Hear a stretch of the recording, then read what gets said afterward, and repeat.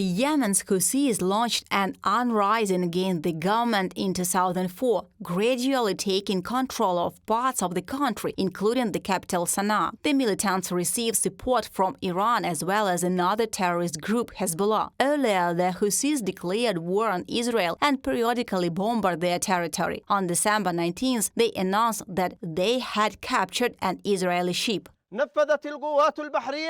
Conducted a military operation in the Red Sea that resulted in the capture of an Israeli ship and its escort to the Yemen coast. In addition to seizing ships, the Houthis have also shelled almost all ships that transit the Red Sea. The analytical company Lloyd's List estimates that since November 14th, the Houthis have attacked at least 10 commercial ships. As a consequence, transportation companies have stopped sailing through the Suez Canal, and oil and gas companies have suspended oil shipments through the Red Sea. There is an alternative route that bypasses Africa, but this would increase fuel costs and extend delivery times. This is a very powerful blow to the economies of Europe, China, India and other Asian countries. We are talking about a flow of 20,000 ships, and there are indeed reports that there are refusals to pass through this canal, and insurance companies have significantly raised the price, if not refused to insure ships that go through the Red Sea. In response to the terrorist actions of the Houthis, the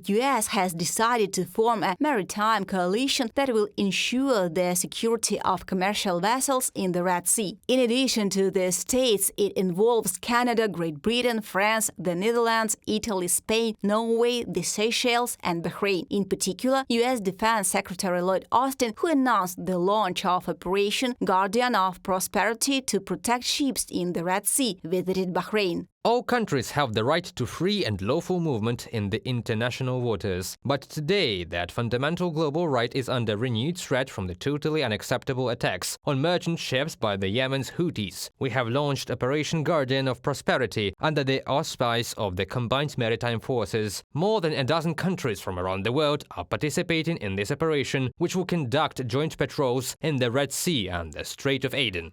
Measures to end the Houthis' attacks in the Red Sea were also announced by France. We know they are often backed by Iran, launching missiles, launching drones, and hijacking ships. This has to stop. You have seen that we have decided to strengthen our cooperation to combat the terror threat in the Red Sea. Actions will be taken in coordination with our allies. So far, the coalition has not announced what actions beyond patrols it will take to secure ships in the Red Sea. However, experts note that air defense and retaliatory missiles attacks will be involved.